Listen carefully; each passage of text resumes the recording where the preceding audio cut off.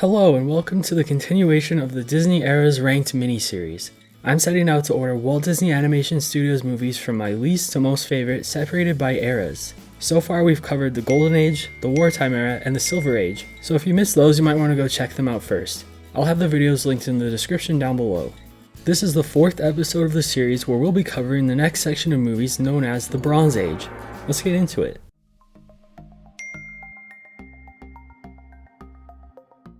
The Bronze Age spans from 1970 to 1988 and includes films 20 to 27 from Walt Disney Animation Studios. This era is sometimes referred to as the Dark Age, and there's a few different reasons for this rather negative association. Unfortunately, the Xeroxing continues from the end of the Silver Age and lasts for the entirety of the Bronze Age, so it doesn't look very beautiful. On top of that, a significant amount of animation has been recycled in these movies in order to save on money and time. The studio did what they had to do, but the result is that the Bronze Age is the lowest quality collection of movies in the canon in terms of animation. Then there's the minor detail of Walt Disney's death. Other than some minor involvement, this was the first era of movies for the studio made entirely without its original leader. Walt's interest had started to stray from animation in the 60s as he began focusing more heavily on live-action projects and the Disney parks, so it's hard to say how much he would have been involved had he not died, but I think it's still safe to say that the studio felt a little lost and aimless without him. You may have gathered from my glowing introduction that the Bronze Age isn't a favorite of mine, and it's probably not your favorite either, but it's still a very significant and important section of the canon and of Disney animation history, so I'm still happy to cover it in this episode. Now let's start the list. Number 8.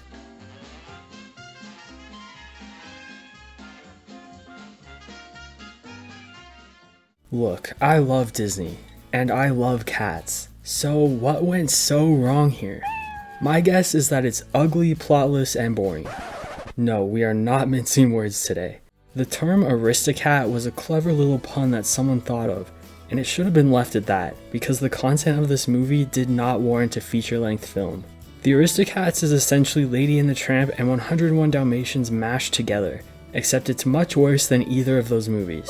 The relationship between the privileged Duchess and the alley cat O'Malley resembles the same class-bridging romance that Lady and Tramp had, and Edgar's vendetta against the cats is similar to Cruella de Vil's crusade against the puppies, except Edgar is extremely lame and Cruella is amazing. The cats are also taken from their home and must find their way back like the puppies in 101 Dalmatians. When it comes to animation, I know that all the movies in this era are Xeroxed, but the Aristocats somehow seems to look worse than the others. The scratchy black lines are really noticeable throughout the movie, and in shots like this, you can actually see lines moving. I hate it. When I think of how much I love Disney animation, I am certainly not thinking of this. In the Xerox movies from the Silver Age, I could at least praise a lot of the backgrounds, but I can't even do that here. Nothing aside from the character designs of Duchess and O'Malley stand out to me. I wish I could see the Aristocats animated as nicely as a movie like Lady and the Tramp, because even though it would still be boring, I'm sure it would look just spectacular. I wish the character designs in the French setting could have been done more justice. I don't have much to say about the music. The score and the songs are fine, but nothing leaves an impression on me other than Everybody Wants to Be a Cat. That song with its energetic and colorful visuals is the most notable thing about the Aristocats, but even it has its flaws. The story hinges on unrealistic and moronic behavior from the human characters. First, Madame Bonfamie has the flawless idea to leave her fortune to her cats in her will, but Edgar outdoes her when he decides to kill the cats and position himself as first in line for her riches. Putting aside that he completely botches killing the cats, even if he succeeded, he'd still have to wait for Madame Bonfamie to die, and she seems pretty healthy to me. Could have another 10 to 20 years in her, and who's to say she won't get new cats to leave everything to in that time? The rest of the plot is mostly watching the cats walk around, or even worse, watching the nonsense antics between Edgar and the dogs Napoleon and Lafayette. I'm ready for a snooze. I already mentioned that I like Duchess and O'Malley's designs, but I do also like them as characters. Duchess is elegant and kind, and it's sweet watching O'Malley warm up to the kittens, who are memorable but also sort of annoying. Abigail and Amelia, however, rock. So yeah, I don't care for the Aristocats. Cats are one of my favorite animals, and I wish they had a great Disney animated movie dedicated to them, but unfortunately, this is not it. I think the project had potential to be better, but due to all the struggles the studio was going through at the time, it's not that surprising that this was the end result. Between the lackluster animation, story, and music, there's very little to latch onto to stay invested, but I appreciate the attempt.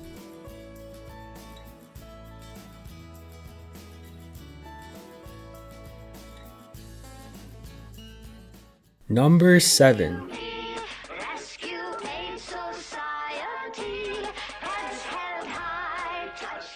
The Rescuers has a considerably random and unique plot. Why enlist human police when you can be aided by a couple of mice? On second thought, maybe I would go with the mice. I like how original the story is, and there's more of a solid plot here than the Aristocats, but for some reason, even when there's a lot going on in the movie, it feels like nothing's happening. I'll blame it on the overall dreary and depressing tone of the film. What happens to Penny is sad to watch. Most of the songs sound melancholy, and the color palette is dark and unappealing. I would think I'd enjoy the Devil's Bayou setting in Louisiana, but it's so gloomy that it's hard to like spending time there. It's not a mistake in tone by the animators. They captured the mood they were going for. I'm just not into it. Bernard and Bianca are likable protagonists. I appreciate how they foil each other. Bianca is confident and elegant, while Bernard is timid and sweet. Eva Gabor puts in a great performance as Bianca, as she also did as Duchess in the Aristocats. Rufus the cat is a great guy as well, and I think Ellie Mae and Evinrude are cute. In terms of the villain, Madame Medusa is okay. It's pretty intense to abduct a child just cause you need them to crawl through a hole you can't fit through, but whatever works. I like her design, but the scratchiness in her execution detracts from my enjoyment. Look at those gorgeous eyes. Mr. Snoops looks like a character Josh Gad was born to play. You can assume I'm not over the moon about any of the Bronze Age animation, but the color palette and the backgrounds don't do this movie any favors. There's a handful of notable moments, but even the highlights from The Rescuers pale in comparison to many other Disney movies. The opening of the movie was painted on some type of canvas, but the texture of the material looks like a paper towel. Maybe the studio's budget troubles were worse than any of us knew. Bounty picks up messes quicker and is 2 times more absorbent than the leading ordinary brand. The Rescuers has a distinctly dark tone to it, but good certainly prevails in the end. The Devil's Eye Diamond is donated to the Smithsonian, Penny gets adopted, and Medusa is presumably eaten by her own gators. Magical. It's not a plot that necessarily called for the intervention of 2 mice, but they showed up and helped regardless. Pretty nice of them. The Rescue Aid Society is sort of funny because it's like all these mice saw humans struggling to handle their own conflicts and thought, they need our help. I do admire their selflessness and courage though, and it's great to see them cooperate with each other as well as animals outside the organization to help those in need. There are some good elements here, but lackluster animation, sleepy music, and an overall dark tone take me out of the film. I appreciate what the Rescue Aid Society does, but I never feel the urge to return to this movie outside of a full canon rewatch.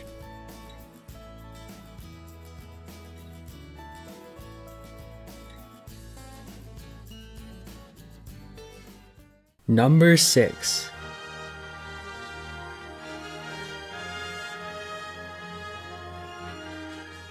Before I go any further, I want to mention that my bottom 3 of this era are basically interchangeable. In my mind, they're all equally scratchy and boring, and nothing about any of them makes them truly stand out above the others. I ranked the Rescuers above the Aristocats because it seems to have a stronger plot, and I decided to rank Oliver & Company 6th because it has a decent plot and it's less dreary than the Rescuers. I don't really like this one more than the others, but I could think of 1 or 2 more positive things to say about it, so here it is. Oliver & Company is Oliver Twist with a cat and some dogs. It's gone through the Disneyfication process, so you won't find any prostitutes in this version. But yeah, this is a loose take on the literary classic. I believe the character animation is a little less scratchy in this one. The thick black lines are still present, but they seem a lot cleaner than in the past. This was the last Xerox movie of the Bronze Age, so it would make sense if the process had been improved at this point. The backgrounds are still quite ugly though. The Oliver Twist story takes place in London, but Disney opted for New York City instead. I can't say they did the city any favors. I didn't think the Aristocats did Paris any justice, but Oliver & Company actually made New York look gross. These are some of the most simplistic and rough backgrounds I can recall from the canon. The character designs are mostly a positive point, however. Oliver is really cute, and he reminds me a little of young Simba. Dodger has one of my favorite character designs ever. Bonus points for the Sunnies and hot dog scarf combo. He's the clear highlight, but I like Rita and Georgette as well. Blue eyeshadow is a must-have for dogs if you didn't know. The music in Oliver and Company is loved by many people, particularly the Billy Joel performed Why Should I Worry? It's a bop, but it doesn't feel like a song for a Disney animated movie in my opinion. I'd say the same for Once Upon a Time in New York City and Streets of Gold. Not bad at all, just not very Disney. Perfect Isn't Easy and Good Company fit the bill a little more.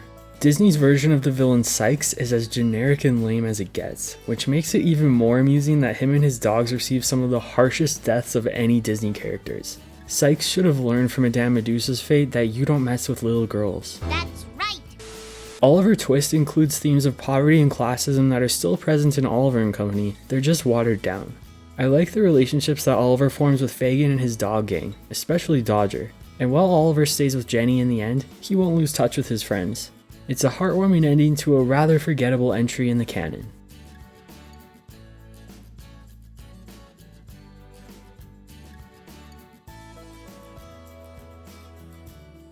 Number 5.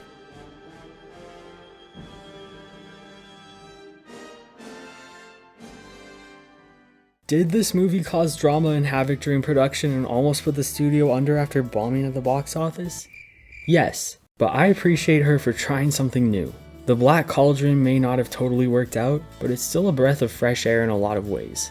No other Walt Disney Animation Studios movie goes as dark or as intense as this. It's not really the right tone for the studio, and I'm not sure why they even chose to make it, but I'm glad they tried.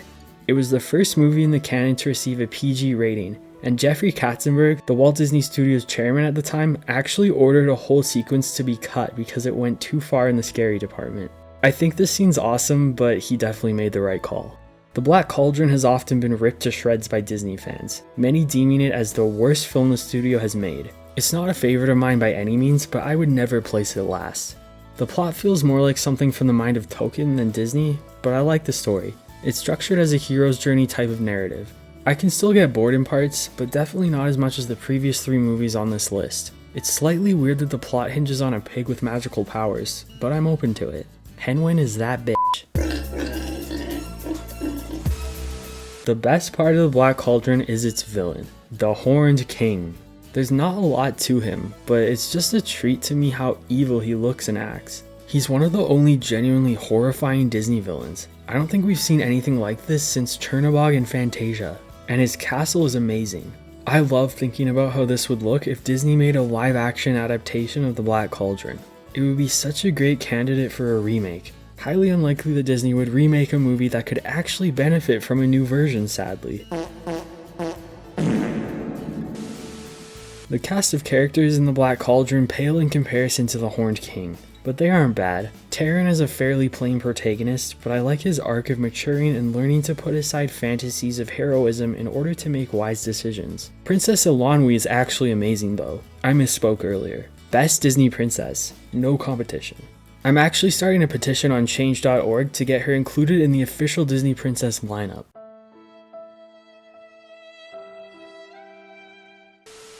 Gurgi is annoying, but the sacrifice he makes is a big deal and it's touching. He's able to be revived in the end, which is nice, but it cheapens his selfless action. Bittersweet as it would have been more impactful if he had stayed dead. Flutterflam has very little impact on the story. I'm honestly not sure why he's even there. And I think the witches can speak for themselves. I adore forceful men. The Xerox scene isn't all that noticeable in this movie. The characters look decently clean, and the lines are a lot thinner than usual. The background work is worth talking about. It's flat out good, not even with the Bronze Age disclaimer. I'm really quite impressed with a lot of them. There are also some cool effects implemented, as this was the first movie from the studio to use any computer-generated animation. I love the way the green magic from the cauldron stands out against the dark backgrounds. Overall, the Black Cauldron appropriately serves as a bit of a black sheep within the Disney animated canon. Everything surrounding the making and release of the film was a mess, but only focusing on the movie itself, it's really not too bad. It branches out and tries new things, so even though it has flaws, I don't mind it and I value what it brings to the canon. So what if the Care Bears movie beat it at the box office? I still respect it.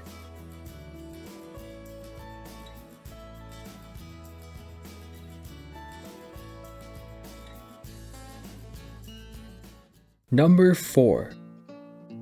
Robin Hood and Little John walking through the forest, laughing back and forth at what the other has to say. My opinion on Robin Hood is a very non-static thing. How much I enjoy the movie is entirely dependent on the mood I'm in. I've come away from watching it barely holding on to consciousness, just waiting for it to be over, and I've also come away from it feeling like I just watched a pleasant little film. I love the decision to tell the well-known tale of Robin Hood through anthropomorphic animals. It works really well and helps this version to stand out amongst the numerous adaptations of this story. For many people, when they think of Robin Hood, they picture a fox, and that's a big accomplishment from Disney. Unfortunately, this movie loses a lot of points in the animation category. It was the studio's follow-up to the Aristocats, and you can tell. It looks just about as rough and scratchy. The backgrounds aren't all that impressive either. The only animation that leaves much of a good impression on me is the fire sequence during the climax, but even then, we've seen much better fire sequences in past works from the studio. There's also the topic of recycled animation. Robin Hood is one of the biggest perpetrators in the canon when it comes to this. It was an economical decision, but in some instances the repurposed clips are just too obvious, and they take me out of the moment. In terms of character design, the title character gets an A+. Robin Hood looks stellar, although it seems him and Little John have been taking style tips from Peter Pan. Speaking of Little John, he's a big lovable bear voiced by Phil Harris. Sound familiar? It seems that animation wasn't the only thing they were recycling. Reduce, reuse, and recycle. Little John is totally fine within the context of the movie. I just wish there had been more of an effort to make him unique in the grand scheme of things. Other than that, I like all the other character designs. The Sheriff of Nottingham and Lady Cluck are some other noteworthy ones. Lady Cluck as a character is the best part of this whole movie.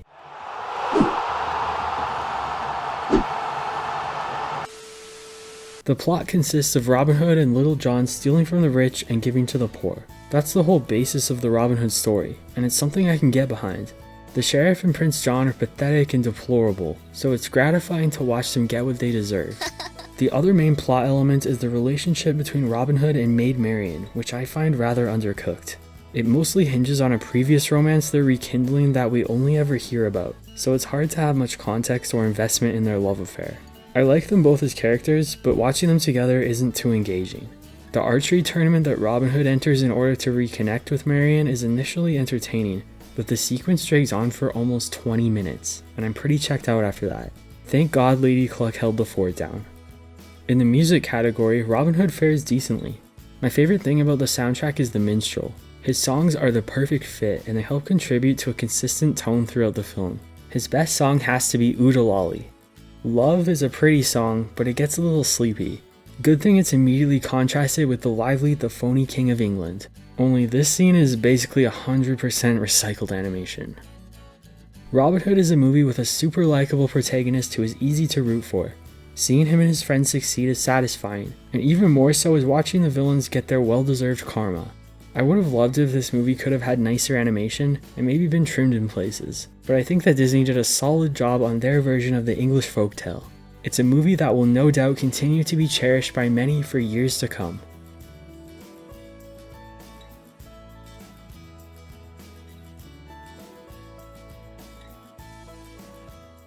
Number 3.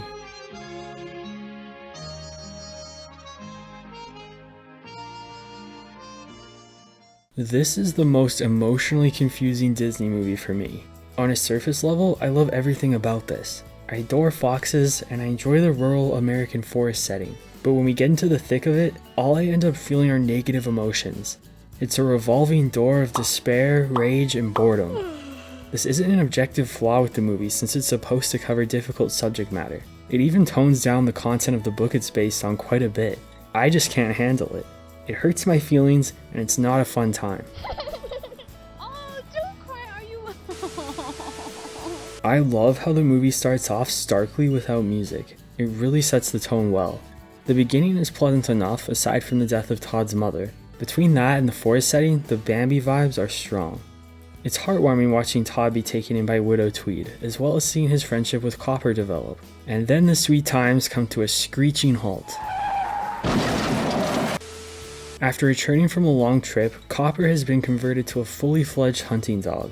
He makes it clear to Todd that they can't be friends any longer. My anger is really sparked after the incident where Chief breaks free and tries to kill Todd. While chasing him, Chief has a near-death experience and breaks his leg. Amos and his dogs now blame Todd for almost killing Chief, which is so ridiculous to me.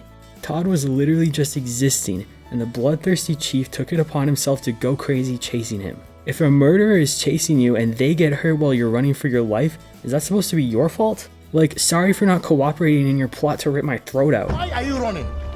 Why are you running? I'm quite disturbed. Maybe it's supposed to be enraging. I don't know. I just know that it makes my blood boil. Let's move on from anger to sadness. If you caught my top 10 Disney tearjerker scenes episode of Ranked, you'll know what's coming. Due to Amos Slade's head being all the way up his ass, Widow Tweed becomes highly concerned for Todd's life, and she ends up making the incredibly difficult decision to take him deep into the forest and release him into the wild for his own safety. This scene was invented by Satan. This is the saddest scene of all time. Therapists everywhere have this scene to thank for all the business they get from 30-year-olds that come to them with childhood trauma. I absolutely weep every time I have to see this, which is why I try to keep it to a minimum. I don't even really want to talk about it, to be honest. If you're a masochist and want to hear about it in more depth, check out the Ranked video I mentioned. I'll have it linked on screen. Okay, back to anger.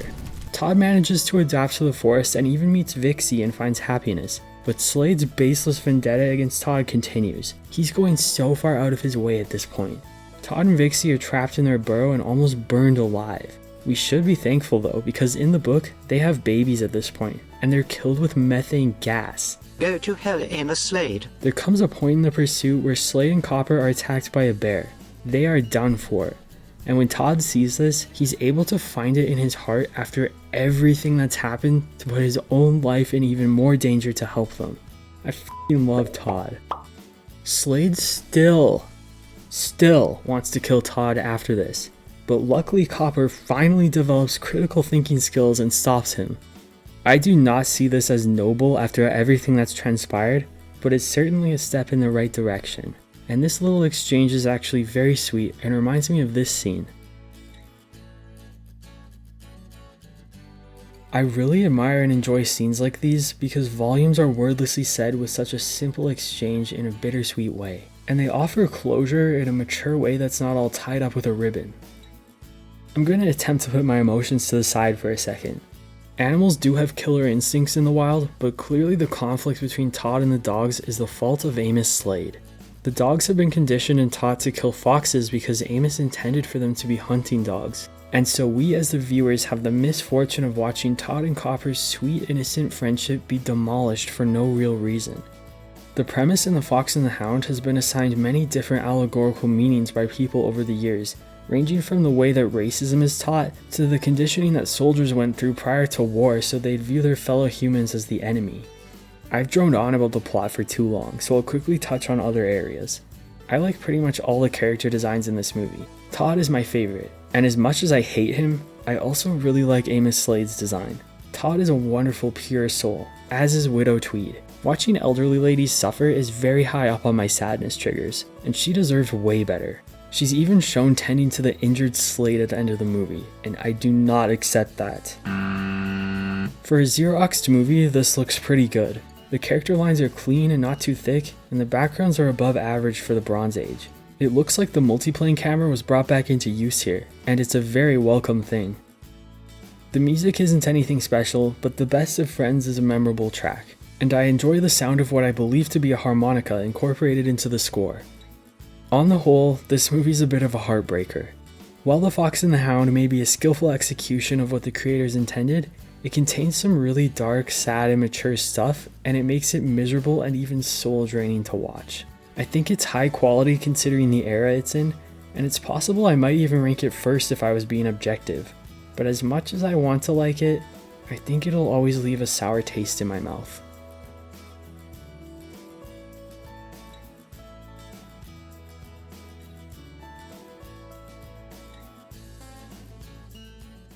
Number 2.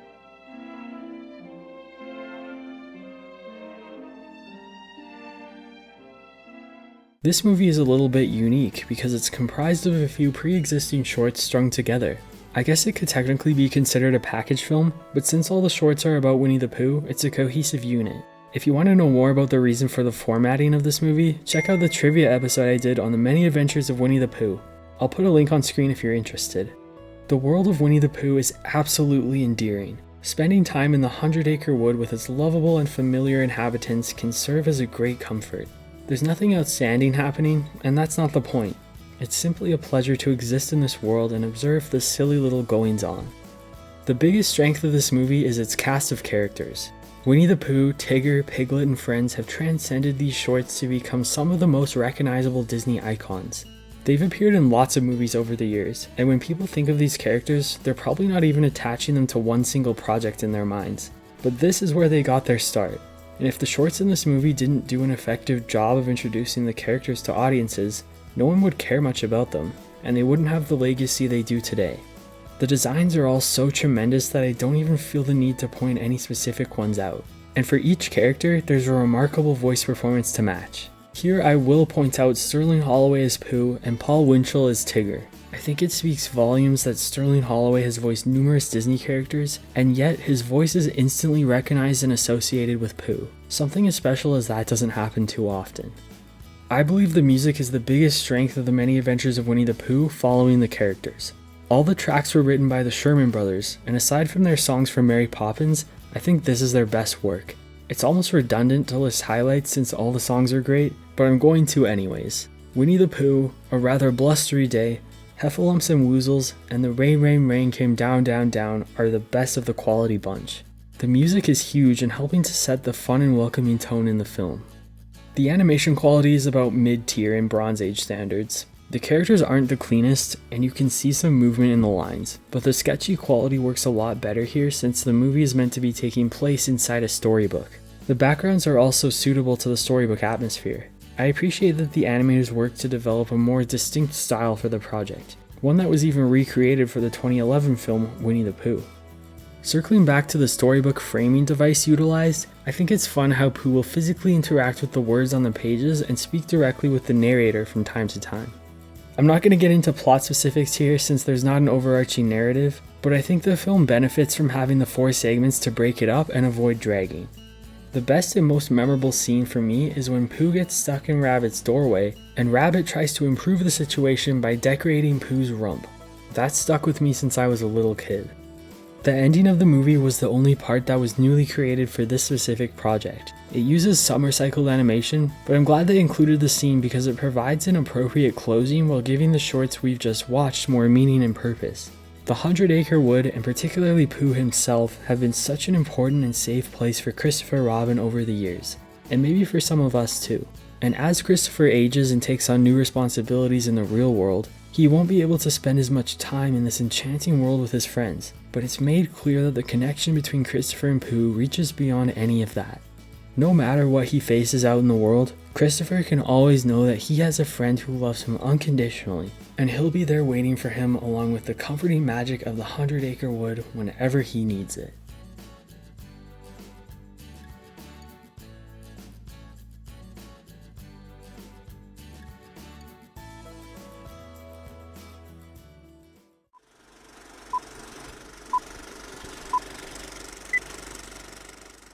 Number 1.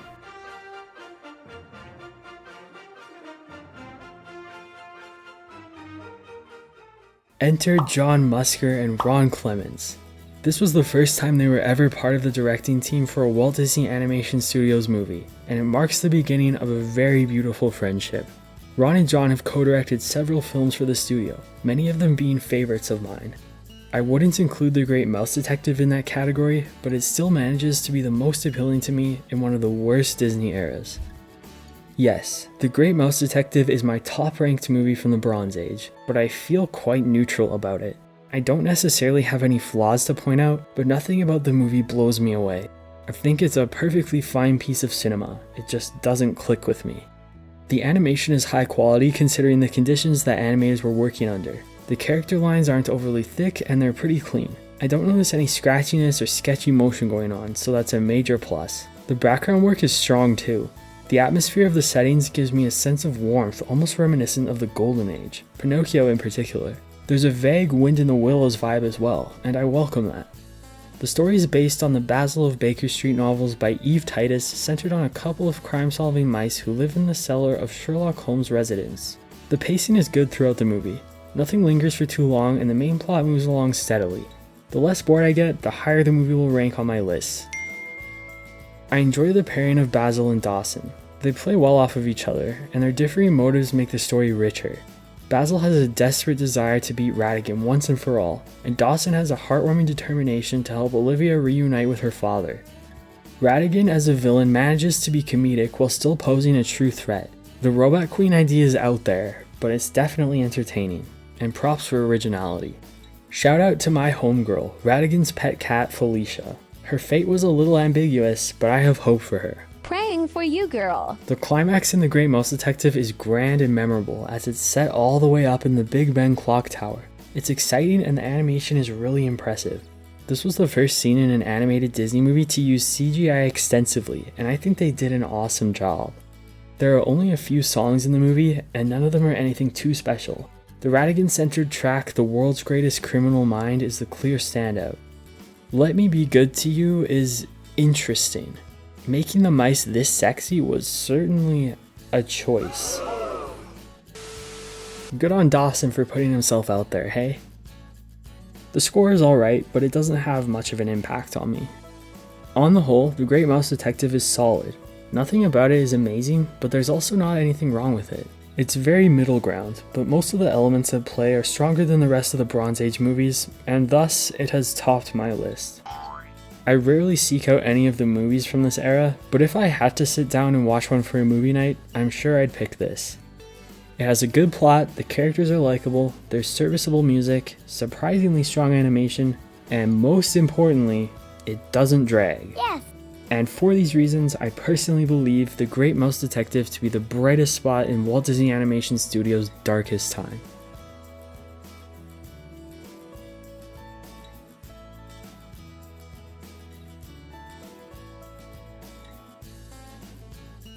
And that's the list. Thank you so much for joining me on this ranking of Walt Disney's Bronze Age. They weren't the most fun years for the studio, but they grinned and bared it and they made it through. This era, along with the wartime era, are my two least favorite batches of animated Disney movies, but I'm happy that the studio didn't go under and that the last couple of movies here were financially successful enough to provide the funds for what came next. I'd love to know your personal rankings for the Bronze Age. Leave a comment down below, and if you don't want to rank them all, just let me know which one is your favorite.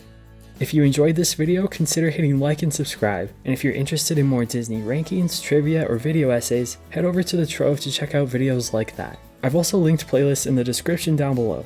Thanks so much for hanging out, and expect the next video in this series soon. The Renaissance era is up next.